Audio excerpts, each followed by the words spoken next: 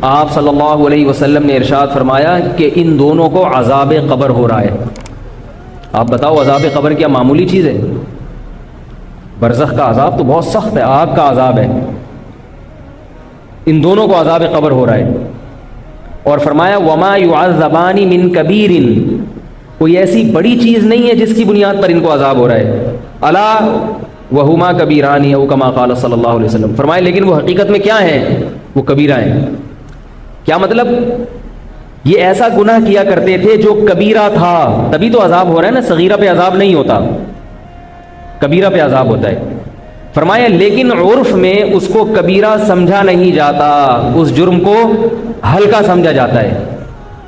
پتہ یہ چلا کبیرہ گناہ وہ ہے جس کو شریعت نے کبیرہ قرار دیا، ہمارے کہنے سے نہیں ہوتا کہ یار داڑھی کٹانے سے کیا ہوتا ہے۔ لوگ کہہ دیتے ہیں داڑھی تو ایک انسان کے جذبات ہیں، رکھ لے ٹھیک ہے، نہیں رکھے تو بھی ٹھیک ہے۔ نا نا نا نا نا، نہیں رکھے تو ٹھیک نہیں ہے، یہ ذہن میں، نہیں رکھے تو ٹھیک نہیں ہے، فطرت کی مخالفت ہے۔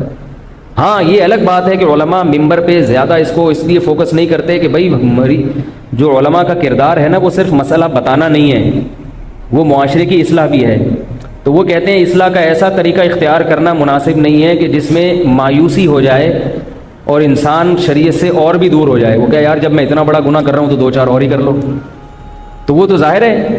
کوئی دیکھو کوئی کینسر کا مریض ہوتا ہے نا، کینسر کا مریض، اور جس کے بارے میں پتا ہو کہ یہ 6 مہینے میں مر جائے گا، تو جو اچھے ڈاکٹر ہوتے ہیں نا وہ اس کو بتاتے نہیں ہیں، اچھے ڈاکٹر اس کو بتاتے نہیں، حالانکہ ان کو پتا ہوتا ہے کہ 6 مہینے بعد یہ مر جائے گا۔ ڈاکٹر کیوں نہیں بتاتے؟ اس لیے نہیں بتاتے کہ بھائی یہ کینسر کا مریض ہے، اگر اس کو بتا دیا تو 6 کے بجائے یہ 3 مہینے میں ہی مر جائے گا۔ کیا خیال ہے؟ تو بات پچھلے درس میں اس پر چل رہی تھی کہ اللہ غفور کس کے لیے ہیں؟ توبہ کرنے والوں کے لیے۔ جو آدمی گناہ میں مست ہے یا گناہ پہ گناہ کرتا چلا جا رہا ہے اور یہ نظریہ رکھتا ہے کہ اللہ معاف کر دے گا، یہ شریعت کا قطعاً مطلب نہیں ہے، یاد رکھو۔ یہ گویا شریعت کے ساتھ مذاق اڑا رہا ہے، کیونکہ اللہ تعالیٰ نے اگر گناہ کی ہمیں اجازت دی ہوتی تو یہ جو 1,24,000 پیغمبر کہا جاتا ہے کہ اتنی تعداد میں پیغمبر آئے، ان کے آنے کا مقصد فوت ہو جائے گا۔ پیغمبر جو دنیا میں آتے ہیں ان کے 2 مقاصد ہوتے ہیں، ایک لوگوں کے عقیدے کی اصلاح اور دوسرا مقصد لوگوں کے اعمال کی اصلاح۔ بات آ رہی ہے سمجھ میں؟ عقیدہ بھی درست کر دیا جائے ان کا اور عمل بھی درست کر دیا جائے۔ عقیدہ بھی درست کرنا چاہیے اور عمل بھی۔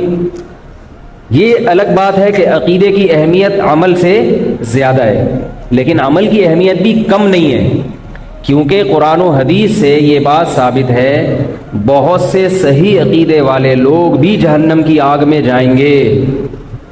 بلکہ قرآن و حدیث سے یہ بھی ثابت ہے، صحیح ہے بخاری کی، صحیح ہے مسلم کی حدیث ہے کہ بہت سے نماز پڑھنے والے اور روزہ رکھنے والے بھی جہنم میں جائیں گے۔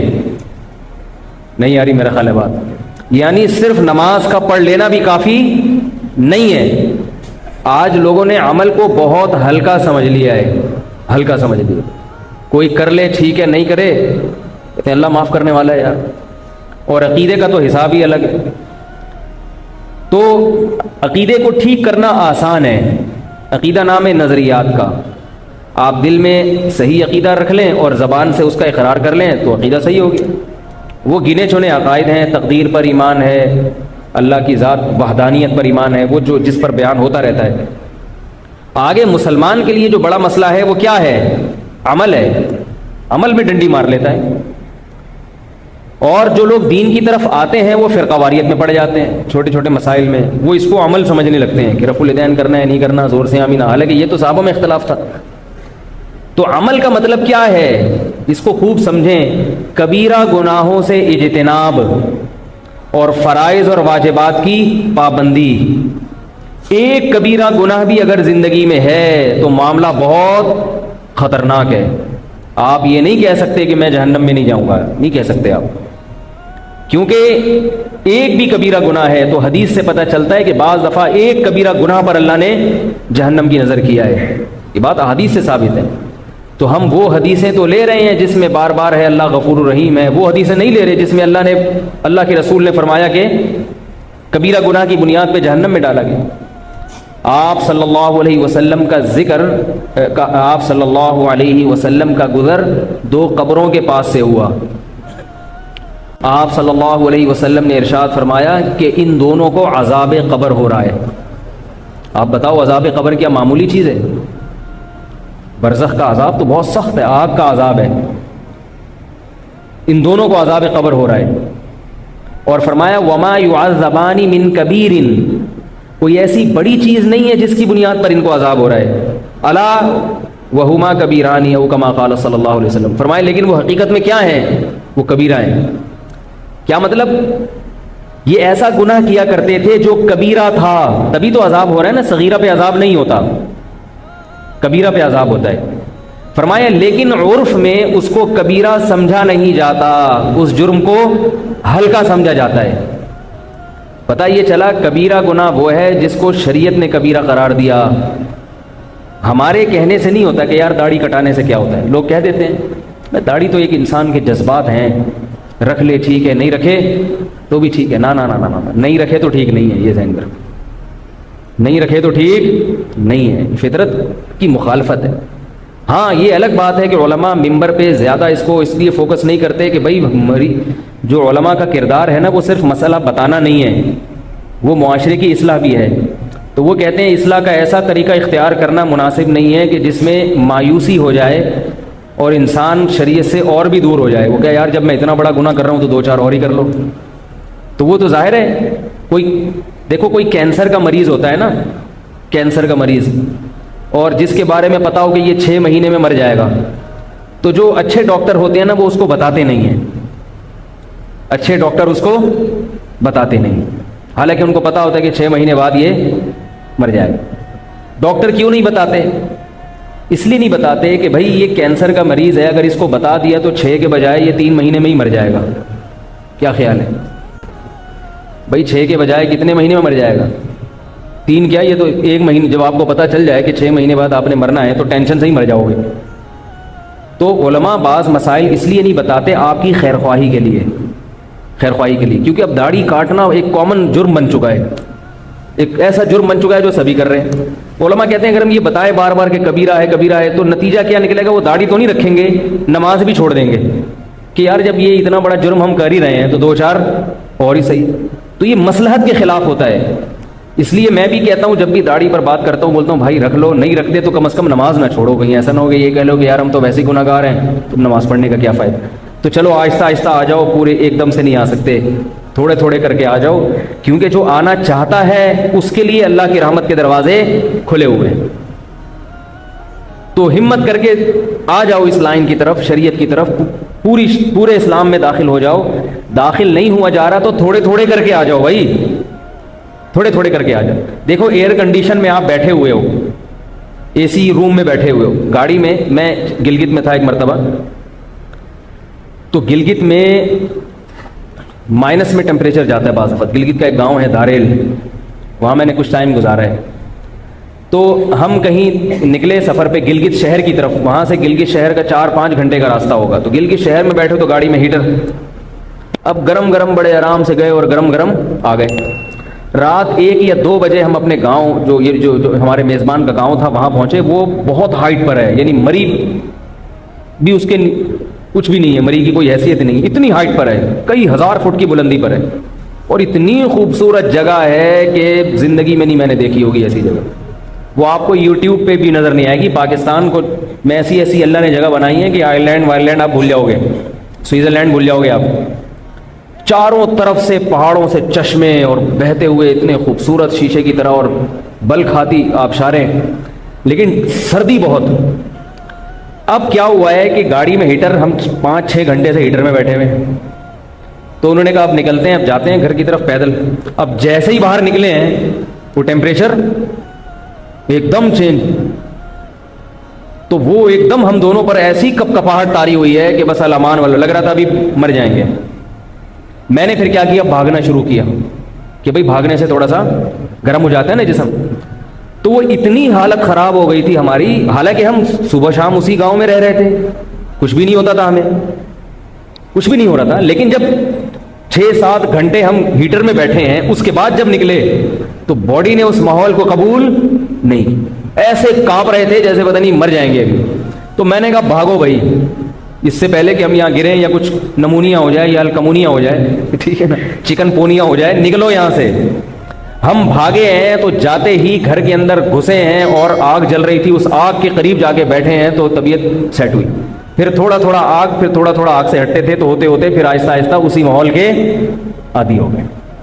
پھر صبح گھوم رہے ہیں بغیر جیکٹ کے، مزے سے گھوم رہے ہیں، پھر رہے ہیں، حالانکہ سردی تھی مگر نہیں لگ رہی تھی، وہی منظر رات کو تھا تو کتنی لگ رہی تھی۔ کیا اب میں جو اصل میں بتانا چاہ رہا ہوں، تو کیا سنانا چاہ رہا ہوں کہ جیسے ایک دم گرمی سے ایک دم سردی میں آئے گا تو بعض دفعہ افورڈ نہیں کر پاتا، تو ایسے ہی بالکل گناہوں کی زندگی میں مست ہے۔ اب ایک دم ہم آپ کو بتا دیں کہ داڑھی کاٹنا بھی کبیرہ گناہ، تو یہ بھی کبیرہ گناہ، تو وہ بھی کبیرہ گناہ، تو آدمی کہتا ہے یار میں ایک دم آؤں گا، ایک دم مولوی بن جاؤں گا تو کانپنے لگوں گا اندر سے، جو ہے نا، میری روح کیا ہو جائے گی، کانپنے لگی، لوگ بھی تانا دیں گے۔ تو بعض دفعہ برداشت نہیں ہو پاتا، جب برداشت نہیں ہوتا تو ریئیکشن ہو جاتا ہے، اور ریئیکشن ایسا ہوتا ہے کہ ایسا ریورس گیئر لگتا ہے کہ جتنا نیک پہلے تھا نا اس سے بھی 2 ہاتھ برائی میں، جتنا برا پہلے تھا تو 2 ہاتھ برائی میں اس سے بھی آگے نکل جاتے ہیں، اس سے بھی آگے نکل جاتے ہیں 2 ہاتھ برائی میں، لاشعوری خوف بیٹھ جاتا ہے۔ تو علماء اس لیے جو بینک میں لوگ جاب کرتے ہیں سودی، ان کو کہتے ہیں بھائی چھوڑ دو، ہمت کی بات تو یہی ہے کہ چھوڑ دو اگر برداشت کر سکتے ہو۔ اب دیکھو برداشت کی بات یہ تھی، ہم گرمی سے نکلے ہیٹر سے، اور نکل کے جب سردی لگی تو بھاگنا شروع کر دو، لڑو نا اس سے، فائٹ کرو، لڑتے بھاگتے تھوڑی دیر میں سیٹ ہو جاتی ہے نا باڈی، اور اگر دوبارہ جا کے ہیٹر میں بیٹھ جاتے کہ نہیں بھی نہیں نکلا جا رہا، پہلے ایک ٹانگ نکالتے ہیں ٹھیک ہے کہ بھائی پہلے ٹانگ کو آدھی بناؤ باہر کے ٹیمپریچر کا، پھر ایک انگلی نکالتے ہیں، تو 6 مہینے لگ جاتے، گاڑی سے آدھے نکلے ہوتے 6 مہینے بعد بھی، اور آدھے ابھی گاڑی کے اندر ہی ہوتے۔ تو بھائی اب معاشرے سے لڑو، ماحول سے لڑو، نکلو، ایکسرسائز کرو، بھاگو دوڑو، خون کو گرم کرو، آدھا 1 گھنٹہ لگے گا اور معاملہ کیا ہو جائے گا، سیٹ ہو جائے گا۔ لیکن ہر ایک میں اتنی ہمت ہوتی نہیں ہے۔ ہمت کا کام تو یہ ہے کہ ادھر پلٹا کھاؤ، ادھر توبہ کرو اور سب پرانی زندگی کو ایک دم سے ختم کر دو، اور ایسے لوگ ہمت والے بھی الحمدللہ معاشرے میں بہت ہیں۔ فضیل ابن عیاض رحمہ اللہ تعالی، جو عبداللہ ابن المبارک رحمہ اللہ تعالی، بہت بڑے محدث گزرے عبداللہ ابن مبارک، امام ابو حنیفہ کے شاگرد تھے، ان کے دوستوں میں سے تھے فضیل ابن عیاض۔ یہ تھے عابد الحرمین کہا جاتا تھا ان کو، حرم میں ہر وقت عبادت میں لگے رہتے تھے، ہر وقت عبادت میں، لوگ ان سے جا کے دعائیں کرواتے۔ اس زمانے کے بزرگ کیسے ہوں گے، تابعین تبع تابعین کا دور، آپ اندازہ لگاؤ کیسے لوگ ہوں گے اس زمانے کے، بہت اللہ والے بزرگ تھے، بہت اللہ والے۔ یہ بنے کیسے بزرگ، یہ ڈاکو تھے، شرابی تھے، لڑکیوں کے ناچ دیکھتے تھے باندیوں کے، ان ایکٹیویٹیز میں ان کا وقت گزر رہا تھا، شراب بھی، عورت بھی، اور موسیقی بھی۔ اب مختلف روایات میں مختلف واقعات ملتے ہیں، بعض روایات میں ہے کہ باجے سے آواز آنا شروع ہوئی، بعض روایات میں سے کہ آسمان سے غیبی آواز آئی۔ تو ان کے بارے میں کہا جاتا ہے کہ یہ کہیں زنا کرنے کے ارادے سے یا کسی اور ارادے سے نکلے ہیں، تو جب دیوار پہ چڑھے ہیں نا، دیوار پھلانگنے کے لیے، تو آواز آئی غیب سے، یا انہوں نے باجا بجانا شروع کیا اپنا موسیقی کا، تو اس موسیقی کے جو ہوتے ہیں نا، یہ آج کل نوجوان نہیں ہوتے، بیٹھے ہوئے ہوتے ہیں ٹنگ ٹنگ بجا رہے ہوتے ہیں بیٹھ کے، تو گٹار، ہاں گٹار بجا رہے ہوتے ہیں۔ وہ مجھے اس سے یاد ہے جنید جمشید کا گٹار، ایک میرا بیان ہے اس موضوع پر، تو وہ بجانا شروع کیا، تو اندر سے آواز کیا آئی ہے، الم یأن للذین آمنوا ان تخشع قلوبهم لذکر اللہ وما نزل من الحق، سورہ حدید کی آیات ہیں۔ کیا ایمان والوں کے لیے اب تک وقت نہیں آیا کہ ان کے دل اللہ کی یاد سے ڈر جائیں، اور اللہ نے جو کتاب نازل کی ہے اس کے لیے دل نرم پڑ جائیں؟ کب تک عیاشی میں رہو گے؟ اللہ اس آیت میں اہل ایمان کو خطاب کر رہے ہیں کہ کب تک گناہوں میں پڑے رہو گے؟ کیا مرنا نہیں ہے؟ مرنا نہیں ہے۔ اور آگے دھمکی دی کہ اگر تم نے توبہ نہیں کی اور انہی گناہوں میں مست رہے تو تمہارے دل ایسے سخت کر دوں گا جیسے یہود و نصارہ کے دل سخت کر دیے میں نے، انہیں توبہ کی توفیق نہیں ملتی۔ کیسے مست ہو گئے یہود و نصارہ؟ وہ صرف زنا نہیں کرتے، زنا کی بدترین شکلیں ان کے معاشرے میں رائج ہیں، بدترین شکلیں۔ ہمارے یہاں کا ایک نوجوان عیاشی کرنے جو جاتا ہے نا وہ بھی تنگ آ جاتا ہے ان سے. میرے پاس تو ہر قسم کے لوگوں کی کالز آتی ہیں. کہتے ہم ایک صاحب نے کہا کہ میں ادھر آیا تھا سویڈن عیاشی کرنے, مگر یہ ایسے درندے بن چکے ہیں عیاشی میں کہ مجھے اس عیاشی سے نفرت ہو گئی ہے, اتنی درندگی میں آگے بڑھ گئے. تو اللہ اہل ایمان سے ان آیات میں خطاب فرما رہے ہیں کہ اگر تم نے توبہ نہیں کی تمہیں ڈرنا چاہیے کہ تمہارے دل ایسے سخت کر دوں گا جیسے یہود و نصارہ کے دل میں نے سخت کر دیا. اب ان میں مذہب نہیں گھستا, ہر چیز پہ تحقیق کریں گے, مگر جہاں اللہ کی بات آئے گی, دین کی بات آئے گی, سننے کو تیار نہیں.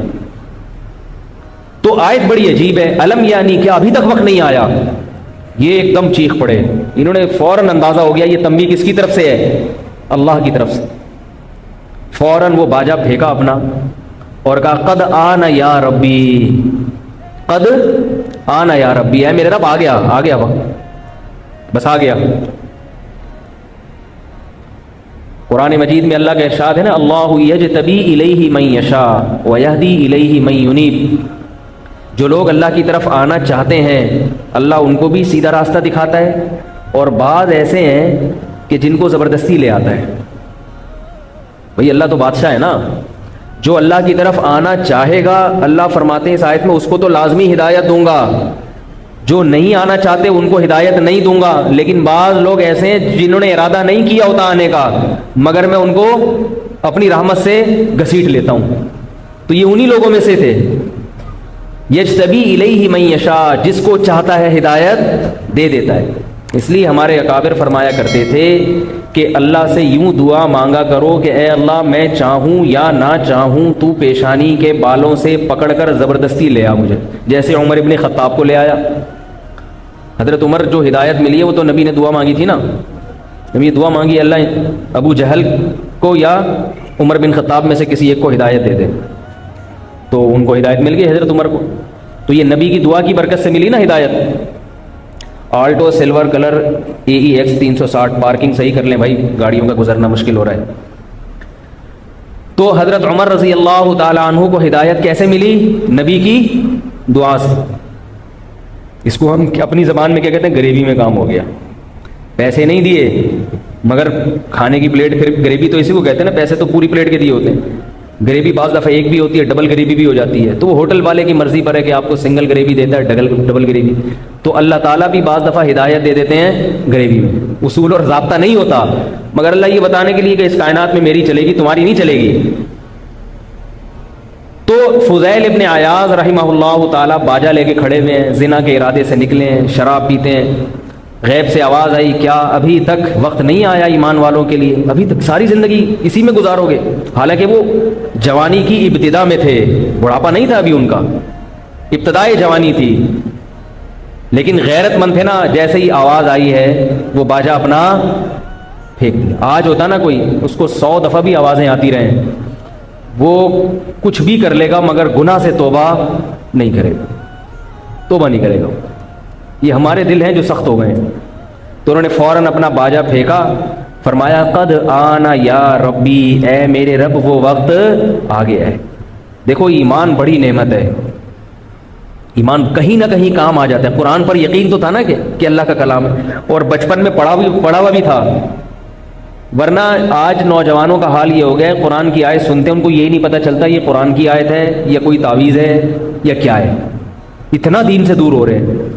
تو کچھ پڑھ لیا کرو, کسی نہ کسی دن کام انشاءاللہ آ جائے گا. تو آواز آئی تو انہوں نے کہا اے اللہ آ گیا ہے وقت بس.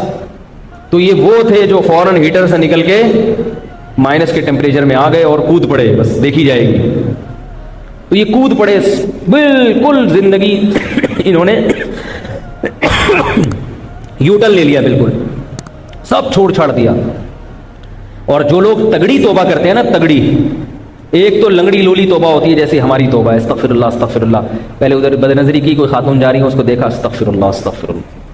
پھر دوبارہ دیکھی, دوبارہ دیکھا, توبہ توبہ توبہ یار اب نہیں دیکھوں گا. پھر دوبارہ دیکھی, توبہ توبہ, بس یہ چل رہا ہے توبہ. یہ بھی وہ لوگ جو ذرا نیک ہیں, ورنہ عام پبلک کی حالت یار بھی دیکھ لو, جب نظر کمزور ہو جائے گی, دیکھنے کی صلاحیت ختم ہو جائے گی, بڈھے ہو جائیں گے, جب بادام کھانے کے لیے دانت ہی نہیں رہیں گے تو بادام سے توبہ کر لیں گے, ہے بھائی. جب بادام کھانے کے لیے منہ میں چبانے کے لیے منہ میں دانت رہے گا ہی نہیں اس وقت توبہ کر لیں گے. عام پبلک کا تو یہ حساب کتاب ہے.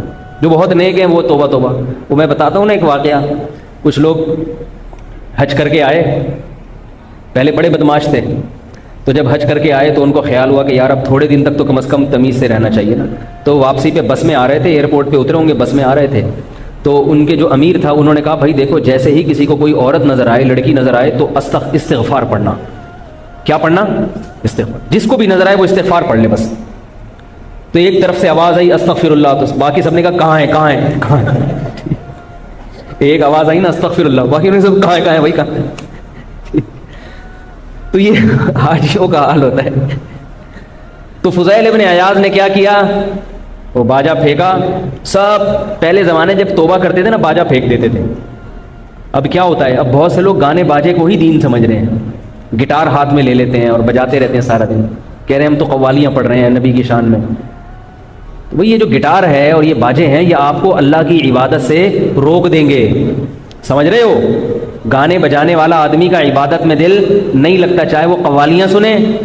موسیقی سننے والے آدمی کا دل نہ تلاوت میں لگتا ہے اور نہ عبادت میں. یہ جتنے قوال ہیں چاہے وہ نبی کی شان میں قوالیاں پڑھیں, ان کو کبھی تلاوت کرتے ہوئے دیکھا آپ نے؟ کبھی قاری کی قرات سنتے ہوئے دیکھا آپ نے؟ ان کو تلاوت سننے میں مزہ نہیں آتا, ان کو تلاوت کرنے میں مزہ نہیں آتا, ان کو ذکر کرنے میں مزہ نہیں آتا. یہ موسیقی کے دھدی ہوتے ہیں, ان کو موسیقی چاہیے. تو وہ موسیقی کبھی نعت کی شکل میں ان کو مل جاتی ہے, کبھی قوالی کی جو نعتیں جو موسیقی والی آ رہی ہیں. تو یو ٹرن لیا انہوں نے, توبہ کر لی فضیل ابن عیاض نے. اور میں عرض کر رہا تھا کہ جب توبہ تگڑی ہوتی ہے نا, تگڑی, تو پھر یہ جذبہ پیدا ہوتا ہے کہ میری جو ماضی کی زندگی خراب گزری ہے, ٹھیک ہے اللہ نے معاف تو کر دیا, مگر اس میں میں جو لوگوں سے پیچھے رہ گیا تو میں اس کی تلافی کروں گا, اب لوگوں سے آگے نکلوں گا. مثال کے طور پر دیکھو, ایک آدمی کو دولت کمانے کا موقع ملا, اس کے ساتھ کے دوست بھی تھے. اب اس نے 5-6 سال تک نہیں کمائی, بیٹھا رہا سست بن کے. اس کے دوستوں نے 5-6 سال میں کما کے کروڑپتی بن گئے. اب یہ کشکول لے کے ان کے گھر پہ جاتا ہے. اب اس کو خیال پیدا ہوگا نا, یار مجھے بھی موقع ملا تھا, جو چانس ان کو ملا, میں نے محنت نہیں کی انہوں نے کر لی, اب میں بھی کماؤں گا. لیکن اب جب یہ کمائے گا, غربت تو دور ہو جائے گی, مگر ان سے آگے نکل سکتا ہے جو اس سے پہلے کمانے والے ہیں؟ نہیں یاری میرا خیال ہے بھائی. یہ آج کمانا شروع کرے گا, وہ پہلے سے کما رہے ہیں, ٹھیک ہے غربت ختم ہو جائے گی, مگر اب ان سے تو ہمیشہ کے لیے پیچھے رہ گیا.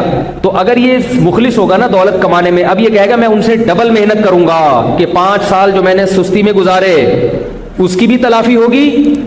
اور اگر واقعی پیسہ کمانے میں یہ سچا ہوگا, مخلص ہوگا, تو اسی طرح یاد رکھو کہ جو جنت کا عاشق ہوتا ہے, جو اللہ کی رضا کا عاشق ہوتا ہے, اگر وہ دیر سے توبہ کرے, اس کو پتا ہے کہ توبہ تو قبول ہوتی ہے اللہ کی طرف سے, گناہ تو معاف ہو گیا, لیکن آپ پیچھے تو رہ گئے نا.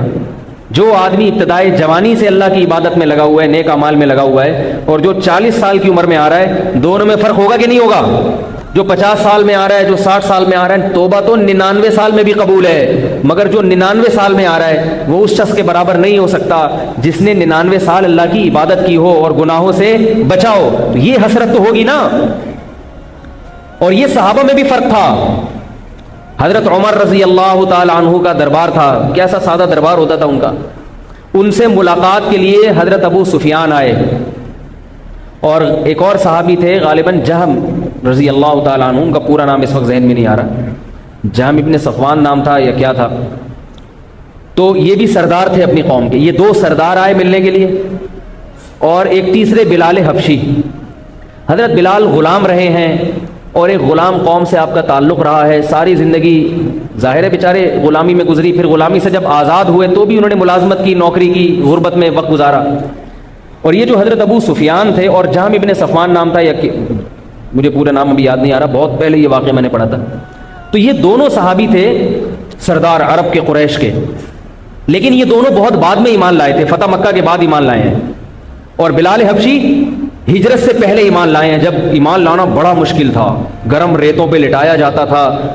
فتح مکہ کے بعد تو ایمان لانا آسان ہو گیا نا, ایمان والوں کو عزت دے دی اللہ نے. اب تو جو کافر ہے اس کی عزت نہیں تھی, ایمان والوں کی عزت تھی. تو حضرت بلال حبشی رضی اللہ تعالیٰ عنہ بھی آئے, ابو سفیان بھی, اور تیسرے صحابی بھی. تو حضرت عمر رضی اللہ تعالی عنہ نے کہ خادم نے آ کے بتایا کہ 3 آدمی ملنے کے لیے آئے ہیں، یہ اور یہ۔ حضرت عمر نے سب سے پہلے بلال رضی اللہ عنہ کو بلایا۔ سب سے پہلے کس کو بلایا؟ تو حضرت ابو سفیان کو غصہ آیا۔ انہوں نے کہا کہ عجیب زمانہ آ گیا ہے کہ غلاموں کو سرداروں پہ ترجیح دی جا رہی، ہم عرب کے قریش کے اونچے لوگ ہیں اور بلال غلام ہیں، وہ پہلے چلے گئے، ہم بعد میں، کیسا زمانہ۔ تو ان دوسرے صحابی نے حضرت سفیان سے کہا کہ اے ابو سفیان، جب اسلام کمزور تھا تو بلال نے محمد صلی اللہ علیہ وسلم کا ساتھ دیا اور ہم نے محمد صلی اللہ علیہ وسلم کی مخالفت کی، اور جب اسلام کو اللہ نے عزت دی تو ہم محمد صلی اللہ علیہ وسلم کے اس وقت ساتھی بنے۔ اور بھی بہت ساری باتیں کی انہوں نے۔ تو کہا کہ اب یہ مت سوچو، یہ جو الفاظ ہیں نا یہ ہے اصل سمجھنے کی، اب یہ دیکھو کہ دنیا میں اللہ نے بلال کو یہ ہم پہ عزت دے دی ہے، آخرت میں بھی ہوگی یہ، اور آخرت کی عزت دنیا سے بہت زیادہ ہے۔ اب اس کی فکر کرو کہ ہم سے جو ماضی میں غلطیاں ہوئی ہیں، ہم نے محمد صلی اللہ علیہ وسلم کی جو ساری زندگی مخالفت کی اور اس وقت نبی کا ساتھ نہیں دیا، اب اس جرم کی اور اس غلطی کی تلافی کی کوشش کرو تاکہ قیامت میں اتنا فرق نہ ہو ہمارے اور بلال کے درمیان۔ نہیں آ رہی میرا خیال ہے بات؟ دنیا میں یہ ذلت برداشت نہیں ہو رہی تو آخرت میں کیسے ہوگی؟ لہذا اب کچھ ایسا کرو، اسلام کے لیے ایسا کرو کہ جو ہم سے ماضی میں کوتاہیاں ہوئی ہیں ان کی کیا ہو جائے تلافی۔ دیکھو اتنے سے واقعے سے سبق حاصل ہو گیا نا ان کو۔ جس کا دل زندہ ہوتا ہے، ضمیر مردہ نہیں ہوتا، وہ دنیا کے واقعات سے عبرت حاصل کرتا ہے، وہ دنیا کی گرمی سے جہنم کی گرمی کا سوچتا ہے، وہ دنیا کی ذلت کے بارے میں دیکھتا ہے کہ یار اس میں میرا منہ سیاہ ہو گیا، آخرت میں کیا ہوگا جب اللہ سارے گناہ کو جو ہے نا لوگوں کے سامنے ظاہر کر دیں گے۔ تو انہوں نے کیا کیا؟ حضرت ابو سفیان سے کہا کہ چھوڑو مدینہ کو، اور اسلامی سرحدوں پہ جو جہاد ہو رہا ہے، مسلمان فوجیں جو پوری دنیا میں غیر مسلم اسلام دشمن قوتوں سے جنگ میں مشغول ہیں، اب ساری زندگی اللہ کی راہ میں لڑ کے گزارو۔ نہیں آ رہی بات؟ اب بھی قربانی دینے کا موقع ہے، اللہ کی راہ میں نکلو اور جہاد کرو، لڑو، قربانیاں دو۔ ابو سفیان رضی اللہ تعالیٰ عنہ اور وہ دوسرے صحابی وہ دونوں شام کی سرحدوں کی طرف نکل گئے۔ پھر ایسی لڑائیاں لڑی حضرت ابو سفیان نے۔ یہ بعض لوگ حضرت ابو سفیان پہ بڑا کیچڑ اچھالتے ہیں، رافضی لوگ ایسے طنز کرتے ہیں اللہ کی پناہ، کہتے ہیں یہ تو حضرت معاویہ کے والد ہیں نا حضرت ابو سفیان، تو جن کو معاذ اللہ حضرت معاویہ سے چڑھے ان کو معاذ اللہ حضرت ابو سفیان سے بھی چڑھے۔ کہتے ہیں یہ تو دیر سے ایمان لائے تھے، یہ تو نبی کی مخالفت۔ بھائی ایمان لے آئے تو نبی نے ان کا ایمان قبول کر لیا کہ نہیں کر لیا؟ اور پھر انہوں نے توبہ کیسی کی ہے، پھر نکل گئے سرحدوں پر۔ پھر ایسی جنگوں میں حضرت ابو سفیان نے کارنامے کیے ہیں۔ ایک جگہ لڑائی تھی، حضرت ابو سفیان اپنی بیوی کو بھی لے گئے۔ کیوں لے کر گئے؟ اس لیے کہ اتنی سخت لڑائی تھی، رومیوں نے حملہ کیا تھا، ڈر یہ تھا کہ ہمارے قدم اکھڑ جائیں گے۔ حضرت ابو سفیان کو کیا ڈر تھا؟ اس جنگ میں خالد ابن ولید رضی اللہ تعالیٰ عنہ سپہ سالار تھے، اور یہ بھی بڑے بڑے صحابہ تھے۔ رومیوں کی تعداد اتنی زیادہ تھی کہ صحابہ کو ڈر تھا کہ اس میں اسباب کی دنیا میں فتح کی امید نہیں ہے، تو اپنی گھروں کی عورتوں کو، بیویوں کو لے گئے، پہاڑ پہ پیچھے کھڑا کر دیا کہ ہم جب پیچھے بھاگے نا تو ہمیں تانے دینا۔ نہیں آ رہی بات؟ عورت کا تانا سن کے مرد کو کیا ہوگا؟ غیرت جاگے گی اندر ہمارے کہ یار ہماری بیویاں نہیں چھوڑیں گی ہمیں گھروں میں۔ وہ بیویاں بھی کیسی تھی یار، دیکھو ہم اپنی بیویوں کو لے جاتے واپس بھاگتے ہوئے کہتے آجو آجو، ہم تو پہلے ہی کہہ رہے تھے نہیں جاؤ بھائی، ہم تو پہلے ہی کہہ رہے تھے نہیں جاؤ، ہمیں بیوہ کرانے کا شوق ہے۔ ایسا ہی ہوتا نا، تو یہ بیویاں نہیں، ہم بھی ایسے ہی ہیں، ہم جاتے ہی نہیں، ہم کہتے ہیں بیگم ہمیں روک لو، ہمیں جانے نہیں، تبلیغ میں نہیں جانے دیتی، جہاد میں کہاں سے جانے دیں گے۔ آج کل خواتین بیچاری جو ہے نا وہ سبھی ایک جیسے، میں خواتین کی برائی نہیں کر رہا، مرد میں بھی جذبہ ختم، عورتوں میں بھی جذبہ ختم۔ تو وہ صحابیات تھیں، تو حضرت ابو سفیان اپنی زوجہ حضرت ہندہ کو لے گئے، بڑی شاعرہ تھی، عرب کی عورتیں شاعری بہت کرتی تھی، حضرت عائشہ رضی اللہ تعالیٰ عنہ بڑی شاعرہ تھی، عرب کی عورتوں میں شاعری بہت تھی، عرب کے مردوں میں شاعری بہت تھی۔ ایسی شاعر عورتیں گزری ہیں، جب ہم ان کا کلام پڑھتے ہیں ہم حیران ہوتے ہیں، کیسے جاہل تھے مگر شاعری میں کیسی ان کو عبور حاصل تھا۔ تو یہ لے گئے تو وہی ہوا، پاؤں اکھڑ گئے، جب پیچھے بھاگنے لگے ہیں تو ان عورتوں نے تانے دینا شروع کیا۔ حضرت ہندہ نے شاعری کرنا شروع کی اور کہا کہ ابو سفیان گھر کے بستر، یہ حیا کے خلاف ہے تھوڑا یہ شعر، مگر میں بتا دیتا ہوں اس کا مفہوم، کہ ابو سفیان جب گھر میں بستر پہ ہوتے ہو تو وہاں تو مرد بنے ہوتے ہو، وہاں تو بتاتے ہو کہ مرد ہوں، میدان جنگ میں مرد بن کے دکھاؤ نا۔ مرد اصل میں وہ ہوتا ہے جو میدان جنگ میں ہوتا ہے۔ کتنا بڑا تانا ہے، اگر حضرت ابو سفیان بھاگ کے آ جاتے اس جنگ میں اور بیوی نے یہ تانا بھی دیا ہوتا کہ بستر پہ تو مردو تھے ہو اور یہاں کیا ہو، تو دوبارہ بستر پہ جا سکتے تھے پھر کبھی؟ ہے بھائی، بیگم کے پاس پھر آتے بستر بیگم میں تھی، میں نے کہا تھا نا تو اتنا بڑا تانا، تو میں نے کہا نہیں بھائی واپس جاؤں گا، مر جاؤں گا، بیوی سے یہ تانا برداشت نہیں ہے، گھر کس منہ سے جاؤں گا بھائی؟ کیسے تانے دیے ان کی عورتوں نے، وہ واپس صحابہ نے پلٹا کھایا اور ایسا حملہ کیا کہ جنگ رومیوں کو مار کے بھگا دیا. کیونکہ جب انسان عزم کر لے کہ بھائی کٹ جائیں گے مر جائیں گے، ہٹنا ہی نہیں ہے، کیونکہ انہوں نے کہا گھر کیسے جائیں گے، بیوی بھی یہی ہے کیا منہ دکھائیں گے اس کو، کوئی بات نہیں شہید ہو جاؤ بیوہ کر دو اس کو، ایسے نہیں جاؤ واپس. تو وہی ہوا. تو یہ حضرت ابو سفیان کی قربانیاں تھیں. کیوں؟ اس لیے کہ وہ واقعہ انہوں نے دیکھ لیا تھا، یار اللہ نے بلال کو دنیا میں تو فضیلت دے دی، ہم سرداروں پہ آخرت میں بھی ہوگی، تو کچھ تو کرو نا، کچھ تو کرو اللہ کے لیے. تو یہ ہوتی ہے تگڑی توبہ، کہ جو ماضی میں غلطیاں ہوئی ہیں اب کچھ ایسا کر کے دکھاؤ کہ ان کی تلافی ہو جائے. حضرت سعد رضی اللہ تعالی عنہ غزوہ احد میں غزوہ بدر میں صحابی جو ہے نا حضرت سعد شریک نہیں ہو سکے. اب غزوہ بدر میں مسلمانوں نے بڑی قربانیاں دیں، تو غزوہ احد کا جب موقع آیا تو انہوں نے کہا کہ اے اللہ میں بدر میں شریک نہیں ہو سکا تھا، اگر تو نے مجھے دوبارہ جہاد میں شرکت کا موقع دیا لا یرین اللہ ما اصنع، اے اللہ تو دیکھے گا میں کیا کر کے دکھاتا ہوں. یہ ایک جذبہ تھا، یہ کوئی دعویٰ نہیں تھا. اور ایک روایت میں لیرین اللہ ما اصنع، اللہ دکھائے گا انشاءاللہ میں کیا کرتا ہوں. کیونکہ ان کو یہ افسوس تھا کہ میں بدر میں شریک نہیں ہوا، بدری صحابہ میں میرا نام نہیں آیا، وہ اتنا جو اس میں شریک تھے وہ تو ہم سے آگے نکل گئے، اب میں کیا کروں. تو وہ یہ نہیں، وہ یہ سوچ سکتے تھے چلو میں احد میں شریک ہو جاؤں گا. ان کو خیال یہ تھا جیسے میں احد میں شریک ہوں گا تو بدر والے بھی تو احد میں شریک ہوں گے نا، تو وہ تو آگے نکل گئے بھائی ہم سے، وہ دو جنگوں میں شریک ہو گئے اور میں ایک میں. تو انہوں نے کہا میں ایک میں شریک ہو رہا ہوں لیکن یہ ایک ایسی لڑوں گا کہ وہ دو کے برابر ہو جائے گی، ایسی لڑوں گا. نتیجہ کیا نکلا ہے؟ احد میں شکست ہوئی مسلمانوں کو. جب شکست ہوئی تو اب یقین ہو گیا کہ جو اس کافروں کے مجمع میں جائے گا اس کی موت یقینی. تو سعد رضی اللہ تعالیٰ عنہ نے کیا کہا؟ کھجوریں کھاتے ہوئے پھینک دی اور کہا کہ میں نے اللہ سے منت مانی تھی کہ میں وہ اللہ کو وہ کر کے دکھاؤں گا کہ اللہ بھی دیکھے گا. اور جا کے تلوار لے کر دشمن کے مجمع میں گھسے ہیں، اتنا لڑے ہیں بہادری سے، اور اتنی تلواروں کی چوٹیں کھائی ہیں، لڑتے لڑتے شہید ہو گئے. یہ حال کر دیا دشمن نے ان کو قتل کر کے تلواریں چلا کے کہ ان کو پہچاننا ممکن نہیں تھا، چہرہ مسخ ہو گیا ان کا. ان کی بہن نے انگلیوں کے پورے سے پہچانا ہے ان کو. کس سے پہچانا ہے؟ انگوٹھے سے. جیسے شکل سمجھ میں نہیں آ رہی ہوتی تو کس سے؟ اور کہتے ہیں 90 سے زیادہ زخم تھے تلوار کے. اس پر قرآن مجید کی آیات نازل ہوئی. فرمایا من المؤمنین رجال صدقوا ما عاہدوا اللہ علیہ، مومنین میں کچھ ایسے لوگ بھی ہیں کہ جب اللہ سے کوئی عہد کرتے ہیں تو اسے پورا کر کے دکھاتے ہیں. فمنہم من قضى نحبہ، فرمایا ان میں کچھ لوگوں نے اپنی منت پوری کر لی ہے. ومنہم من ينتظر، اور کچھ ایسے ہیں جو بھی انتظار میں بیٹھے ہیں. اس میں اللہ نے بتا دی اور بھی کچھ صحابہ ہیں جو انتظار میں ہیں کہ اللہ بدر میں شریک نہیں ہوئے، ہمیں موقع دے ہم کر کے دکھائیں گے قربانی. تو اللہ فرماتے ہیں کچھ ابھی انتظار کر رہے ہیں وہ بھی کریں گے پوری، اور کچھ اپنی نظر پوری کر چکے ہیں. تو فضیل ابن عیاض نے جو توبہ کی وہ کیسی تھی؟ یو ٹرن لے لیا، اور یو ٹرن بھی لیا اور یہ بھی کہ بھائی ماضی میں جو کوتاہیاں ہوئی ہیں نا ان کی بھی تلافی کروں گا. تو اب تلافی کیسے ہوگی؟ بیت اللہ میں جا کے اللہ کی عبادت شروع کر دی. اتنی عبادت کیا کرتے تھے کہ ان کا لقب پڑ گیا، نام سے لوگ نہیں جانتے ان کو عابد الحرمین.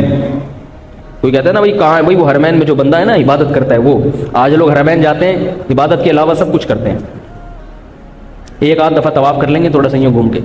میں بھی نالائق ہوں، میں کوئی یہ نہیں کہہ رہا کہ میں اپنی تعریفیں کر رہا ہوں کہ میں نہیں کرتا، ہم سب ایک جیسے ہی ہیں. حرم میں جا کے عبادت نہیں ہوتی، وہاں شاپنگوں میں بس ہر وقت خریداری کرتے رہو. خریداری کرے جائز ہے، حرم میں خریداری کی ممانعت نہیں ہے، لیکن ایک ٹائم رکھے نا اس کا. آپ یہاں آئے ہو بھائی عبادت کرنے کے لیے آئے ہو، لیکن عبادت میں دل لگے گا تو کرے گا نا، دل ہی نہیں لگتا. ایسے دل ہمارے خشک ہو گئے ہیں کہ وہاں بیت اللہ میں کھڑے ہو کر بھی نماز میں دل نہیں لگتا. یہ تو دل کی سختی ہے بھائی، اس کو تو ختم کرنا چاہیے. تو اور یہ ختم پتہ کیسے ہوتی؟ جس کام کا دل نہیں چاہ رہا ہو نا اس کو کرنا شروع کر دو تو دل چاہنا شروع ہو جائے گا انشاءاللہ. تو یہ والی تو اصل خاندانی توبہ ہے، تگڑی توبہ، یہ ہونی چاہیے. لیکن علماء ہر ایک کو اس کا مشورہ نہیں دیتے کہ یہ ہر آدمی افورڈ بولو بھائی نہیں کرتا. ایک دم آتے ہیں نا تو پھر 2-4 دن کے بعد جب تانے لگتے ہیں لوگوں کے، منگیتر بھی بھاگ گئی، وہ ایزی لوڈ بھی ختم ہو گیا، نہ وہ فون آ رہے ہیں، نہ وہ اماں سے بھی تانے، ابے کیا بن گیا، آفس میں بھی تانے، تو 4-5 دن چلتا ہے، اس کے بعد پھر پہلے سے بھی زیادہ بدماش بنتا ہے. پہلے 500 کا بیلنس ڈالتا تھا، اب 1000 کا بیلنس ڈال رہا ہے. ٹھیک ہے، تو اس لیے علماء کیونکہ مصلح بھی ہوتے ہیں علماء، اس لیے کہتے ہیں بھائی یکدم نہیں آ سکتے، تھوڑا تھوڑا کر کے آ جاؤ. داڑھی رکھی نہیں جا رہی تو چلو پہلے نماز پہ آ جاؤ، 5 ٹائم نماز پڑھ لو. کیا خیال ہے، شلوار ٹخنوں سے اوپر نہیں کی جا رہی تو چلو پہلے نماز میں کر لو، پھر تھوڑا محلے میں جا کے شروع کر دو، آفس میں سب سے آخر میں آہستہ آہستہ آہستہ آہستہ پھر آفس میں بھی شروع کر دینا. کیا خیال ہے؟ تو آہستہ آہستہ آ جاؤ. جیسے وہ بتایا نا کہ گاڑی سے باہر نکلتے پہلے ایک ٹانگ نکالو، ٹھیک ہے، پھر منہ نکال کے باہر جھانکو، ایسے آہستہ آہستہ آ جاؤ. تو آج تو جاؤ نا. تو اس پہ بھی اللہ کی رحمت ہے، کیونکہ حدیث میں آتا ہے جو اللہ کی طرف ایک بالش آتا ہے اللہ اس کی طرف ایک ہاتھ آتے ہیں، جو اللہ کی طرف ایک ہاتھ آتا ہے اللہ اس کی طرف 2 ہاتھ چل کے آتے ہیں، جو اللہ کی طرف چل کر آتا ہے اللہ اس کی طرف دوڑ کے آتے ہیں. تو ایک دفعہ رخ چینج کر لو گے تو کچھ کام آپ کرو گے اور باقی کام کون کرے گا؟ اللہ کرے گا. لیکن پہل آپ کو کرنی پڑے گی. حدیث میں یہ نہیں آتا کہ اللہ دوڑ کے آتا ہے تو بندہ چل کے آتا ہے، نہ. حدیث میں آتا ہے بندہ چل کے آئے گا اللہ کی طرف تو اللہ اس کی طرف دوڑ کے. پہل کس کو کرنی ہے؟ بندے کو کرنی ہے، کیونکہ اللہ نے ہی پہل کر لی تو پھر ہماری آزمائش نہیں ہے نا. کچھ ہم کریں گے اور زیادہ پھر کون کرے گا؟ یہ نہیں کہ کچھ ہم کریں گے تو کچھ اللہ کرے گا، نہیں، اللہ کرے کچھ تم کرو بہت زیادہ میں کر لوں گا. تو کتنی بڑی اللہ کی رحمت ہے میرے بھائی. تو توبہ کیے بغیر، گناہوں سے بچے بغیر غفور الرحیم اور اللہ کی رحمت اور جنت، یہ باتیں سوچنا حماقت ہے. کیونکہ اللہ نے پیغمبروں کو بھیجا ہے تاکہ لوگ گناہوں سے توبہ کریں. اب دیکھو شعیب علیہ السلام کی قوم ناپ تول میں کمی کرتی تھی، وہ واقعہ رہ جائے گا قبر والا کو میں بھی سناتا ہوں. شعیب علیہ السلام کی قوم کیا کرتی تھی؟ ناپ تول میں کمی کرتی تھی نا. شعیب علیہ السلام نے ان کو سمجھایا تو قوم کہتی کوئی بات نہیں، اللہ غفور رحیم ہے، کوئی بات نہیں، جس کسٹمر کو ہم ٹھگ رہے ہیں یہ بھی تو ہمیں ٹھگتا ہے. پوری قوم ہی ایسی تھی نا، یہ بھی ٹھگتا تھا. جب وہ دکاندار بنے گا تو وہ ٹھگے گا. لیکن اللہ کو کتنا غصہ آیا اس قوم پر، کیسا تباہ کر دیا اس قوم پر. تو اللہ کو گناہوں پہ بڑا غضب آتا ہے. اس لیے بھائی گناہ کو ہلکا مت سمجھو. اگر گناہ ہو رہا ہے تو جلد سے جلد توبہ کرنے کی کوشش کرو. ہاں صغیرہ گناہ کے بارے میں اللہ کی رحمت بس، چھوٹے موٹی خطائیں ہر آدمی سے، حلیم کو دلیم، وہ حلیم کو حلیم ہی کہہ دیا، ٹھیک ہے نا. ویسے تو یہ گناہ نہیں ہے لیکن لوگ ان چیزوں میں بہت بڑے ہوتے ہیں کہ وہ ادھر سے وہ میں نے پتہ نہیں وہ ایک بیر اٹھا کے کھا لیا تھا ریڑھی والے سے. تو وہ شیخ عبد القادر گیلانی کا واقعہ بیان کیا جاتا ہے رحمۃ اللہ علیہ کا کہ وہ انہوں نے ایک سیب کھا لیا تھا، عراق بغداد سے چل کے آ رہا تھا، تو ہندوستان سے پتہ نہیں سفر کر کے کہاں گئے، وہ ہندوستان سے پتہ نہیں کون سا ملک سے سفر کر کے بغداد پہنچے سیب واپس کرنے کے لیے. اتنی وہ ٹھیک ہے ان کا واقعہ پتہ نہیں سچا ہے غلط ہے، اگر ہے بھی تو وہ ان بزرگ کے پہ چھوڑ دینا چاہیے. لیکن اگر ایسا کر لیا تو بغداد جانے کی ضرورت، بولو بھائی یہ سیب ہے، وہ کوئی اتنی بڑی چیز نہیں ہے. یہاں لوگ کیا قومی خزانے لوٹ رہے ہیں، پاناما کیس بن رہے ہیں. نہیں کھائیں سیب، میں یہ نہیں کہہ رہا کہ چوری کا سیب کھائیں، سیب تو چوری کا ہے، لیکن ایسا نہیں ہے کہ آپ نے کوئی نہر سے سیب اٹھا کے کھا لیا تو بھائی اتنا بڑا جرم ہو گیا کہ اللہ آپ کو اس سیب کی وجہ سے جہنم میں پھینک دیں گے. ایسا نہیں ہے. اول تو نہر میں جو سیب جا رہا ہے وہ تو ویسے ہی حلال ہے نا، وہ تو درخت سے ٹوٹ گیا نا، وہ تو مالک کا ہے ہی نہیں. وہ مالک کو اگر پتہ چلے گا کہ ایک بندے نے کھا لیا تو کہے گا اچھا ہے ضائع ہونے سے بچ گیا. کیا خیال ہے؟ فقہا کہتے ہیں جو درختوں سے پھل گر جاتے ہیں اور مالک کی طرف سے اعتراض نہ ہو تو وہ کھا سکتے ہیں، ان میں کوئی حرج نہیں. ہمارے پڑوس میں ایک آم تھا تو ہمارے پڑوسی دوسرے کھایا کرتے تھے وہ، ٹھیک ہے نا. آم کا درخت تھا تو میں نہیں کھاتا تھا لیکن ہمارے دوسرے پڑوسی کھایا کرتے تھے. تو کبیرہ گناہ ہے، کبیرہ گناہ، اس میں قرآن نے جیسے بیان کیا، میرے مستقل اس موضوع پر بیانات ہیں کہ کبائر کون کون سے ہیں، وہ آپ سن لیجئے گا. تو میں وہ قبر کا قصہ سنا رہا تھا کہ رسول اللہ صلی اللہ علیہ وسلم نے فرمایا کہ ان دونوں کو عذاب ہو رہا ہے کبیرہ گناہ کی بنیاد پر، مگر اس کو کبیرہ سمجھا نہیں جاتا. فرمایا ان میں سے ایک وہ تھے جو پیشاب کی چھینٹوں سے بچتے نہیں تھے، اور دوسرے وہ تھا جو چغلیاں لگایا کرتے تھے، لڑائی ادھر کی ادھر، ادھر کی ادھر، اس کی بات اس کے منہ پہ، اس کی بات. اب بعض دفعہ انسان اپنے راز کی بات کسی کو بتاتا ہے، یار وہ فلاں بندہ ایسا ہے، آپ نے فلاں کو جا کے بتا دی وہ تمہارے بارے میں یہ کہہ رہا تھا، پھر اس نے 2-3 گالیاں نکالی، آپ نے اس کو بتایا تمہیں ایسی ایسی گالیاں دے رہا تھا. وہ ہوتا ہے نا ایسے، ہر محلے میں ہوتے ہیں، گھروں میں ہوتے ہیں. نندیں لڑواتی ہیں میاں بیوی کو، بھابھی، نند کا الٹ کیا ہوتا ہے؟ بھابھی ہوتا ہے. نند لڑواتی ہیں بھابھی کو اور اپنے بھائی کو بھابھی سے لڑوا دیتی ہیں، اس کی ادھر لگائی. میاں بیوی کو لڑوانا تو بہت ہی بڑا جرم ہے اللہ کے بندو. تو شیطان اس پر عمل پہ اتنا خوش ہوتا ہے، حدیث میں آتا ہے کہ شیطان کسی عمل سے اتنا خوش نہیں ہوتا جتنا اس بندے سے خوش ہوتا ہے جو میاں بیوی کو لڑوا کے آئے۔